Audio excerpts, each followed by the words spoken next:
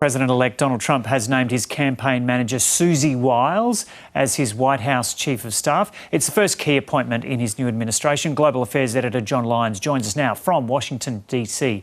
John, g'day. The first many people would have seen of Susie Wiles was probably on election night when Donald Trump was making his victory speech and he was calling people forward.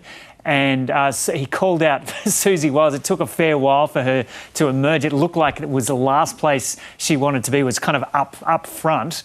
And she kind of called for her offside. It was, no, I'm not going to talk. He's my offsider. He can come forward and say a few words. And she kind of quickly went back into the crowd there. So what can you tell us about Susie Wiles?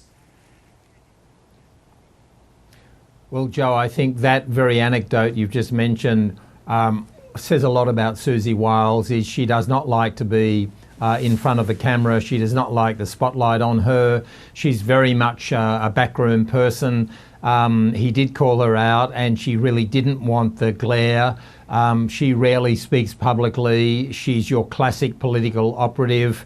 She's feared in Republican and other circles. She's apparently a very hard political operative. She's credited with having helped see off the Ron DeSantis threat to Donald Trump.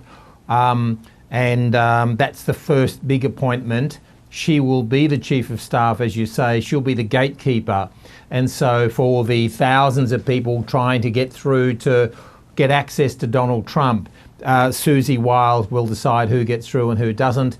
She's seen as intensely loyal to Donald Trump, and after his first term, where obviously he fell out with so many people, ideologically they were similar, but in the end a lot of them just couldn't work with him in terms of his temperament.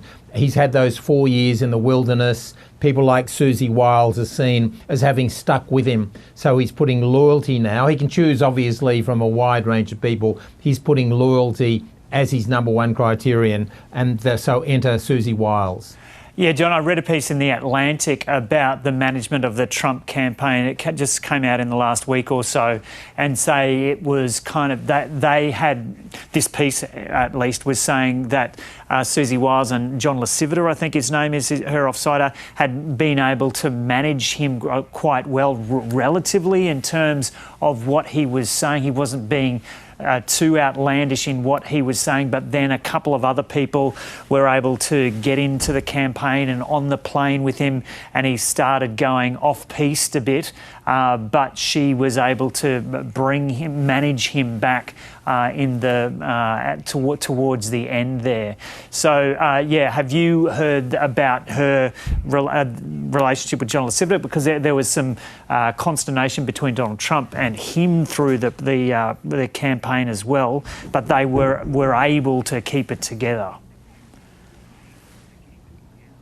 Well, that's right, Joe. Part of the challenge of Donald Trump, like with any leader, any president or prime minister, is managing them. Those sort of jobs, you're on a roller coaster anyway, because of the disappointments, the ups and the downs.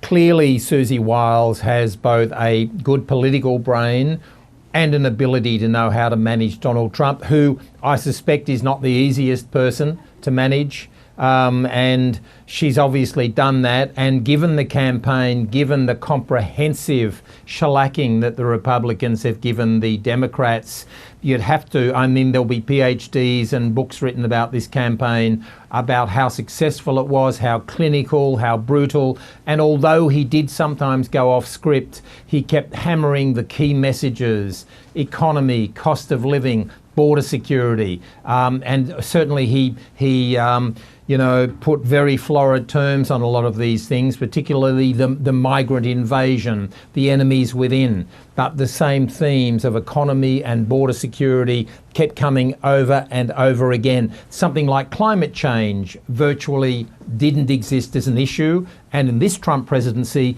climate change will have virtually no importance, and for 4 years the powerful United States will, if we can judge Donald Trump on his record, have virtually nothing to do with trying to mitigate the effects of climate change.